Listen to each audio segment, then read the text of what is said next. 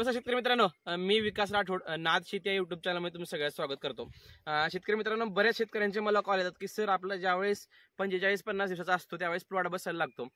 शेतकरी मित्रांनो, तुम्हाला काळजी काय करायची किंवा आपल्याला शेतकऱ्यांना माहिती झाली किंवा कलिंगड किंवा वेलवर्गीय पीक असू द्या त्याला बुरशी येते आणि त्या बुरशीला आपल्याला किंवा टॉपचे बुरशीनाशक माहिती झालेत किंवा रोका असू द्या किंवा रोडोमिल गोल्ड असू द्या किंवा इलेट असू द्या, शेतकऱ्याला वाटतं की जर आपण एकदा स्टार्टिंगच्या पेजमध्ये रोको रोडोमिल गोल्ड किंवा इलेट जर दिलं तर परत बुरशीचा इफेक्ट होणार नाही।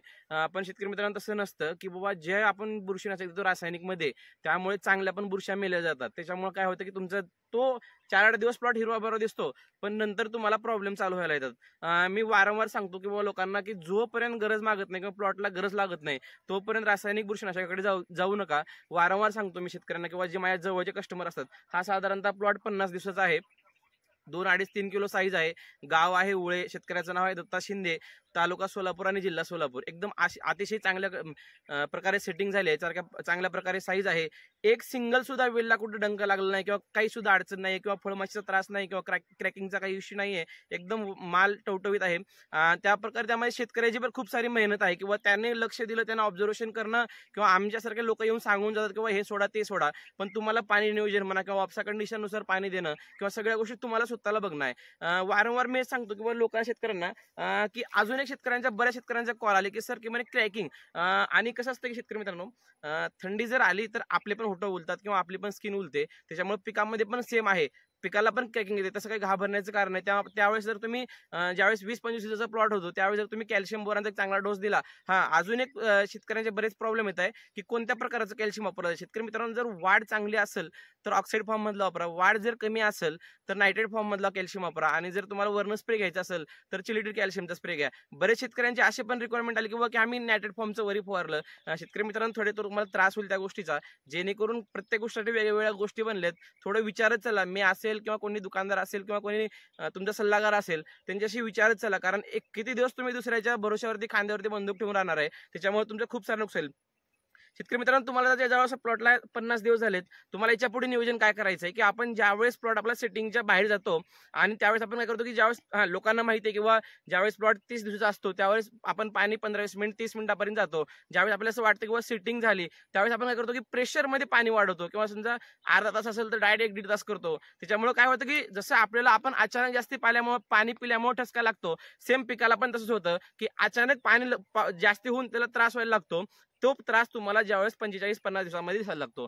त्यामुळे मी वारंवार सांगतो की ज्यावेळेस तुमच्या सेटिंगच्या बाहेर प्लॉट येईल 5-5 एक दिवसाआड फर्टिगेशन द्यायचं आणि एक दिवसाआड तुम्ही त्यासोबतच 5-5 मिनिट पाणी वाढवत जावा, जेणेकरून असं होईल की जसं जसं पोट मोठं होईल तसं त्याला पाणी लागेल, जेणेकरून जसं कलिंगड साईज मध्ये करायच्या भानगडीत पडेल त्यावेळेस पाण्याची गरज लागेल त्याला।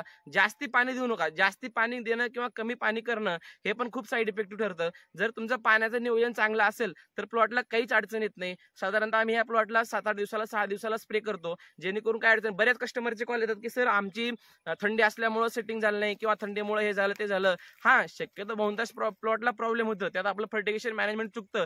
असं काही नाही राहिलं की बरेच औषध आहेत की जेणेकरून जर तुम्ही टाइम यूज केलात ना त्याचा चांगला रिझल्ट भेटतो। शेतकरी मित्रांनो, तुम्हाला दाखवतो मी, एकसारखी सेटिंग झालेली आहे साधारण। आणि असं नाहीये की आपला शेतकरी स्वतः व्हिडिओ घेतोय, असं काही नाही की आपण गपचूप येऊन व्हिडिओ काढून जातोय।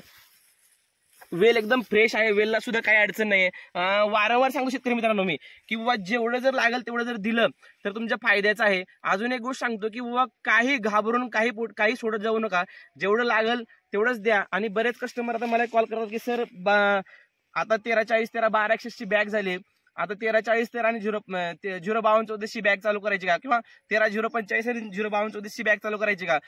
शेतकरी मित्रांनो, त्यांना एकच सांगणं आहे की आपण जर दररोज एकच जेवण करत असेल तर ते आपण ते भले पंचपक्वान्न जरी असलं तर ते आपल्याला नको वाटायला लागतं। त्याच्यामुळे पिकाला काय लागते, आलटून बलटून हे एक डोस ते एक डोस हे एक डोस ते एक डोस हे कॅल्शियम नायट्रेट बोरान जाणं खूप गरजेचं आहे, जेणेकरून स्किन पातळ होईल, थोडं साईजला आकार करेल। आणि बऱ्याच कस्टमरांना मी सांगतो की शेतकरी मित्रांनो, तुम्ही साधारणतः फेरस सिलिकॉनचा वापर करत झाला, जेणेकरून ज्यावेळेस तुमचा माल क्वालिटीचा बनेल त्यावेळेस तुम्हाला 1-2 रुपये रेट नक्की असेल। शेतकरी मित्रांनो, अजून एक गोष्ट सांगायची राहिली बरेच गोष्टी किंवा बरेच लोक घाबरून देतात किंवा शेतकऱ्यांना की हे नाही सोडलं तर असं होईल, हे नाही सोडलं तर तसं होईल.